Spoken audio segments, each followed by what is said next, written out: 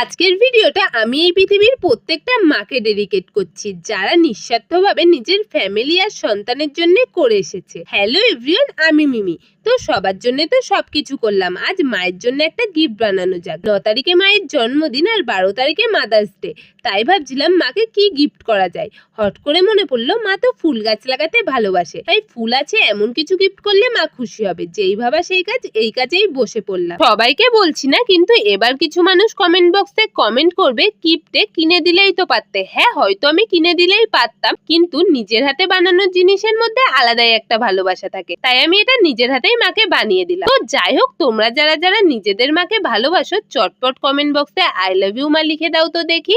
তোমাদের সাথে কথা বলতে বলতে আমার কাজটাও অনেকটা হয়ে গেছে, আর আমি এটা একটা শোপিস বানিয়েছিলাম। তোমরা চাইলে এরকম ছোটখাটো গিফট করে মাদেরকে খুশি করতে পারো। আজকের ভিডিও এটুকুই। Bye bye guys.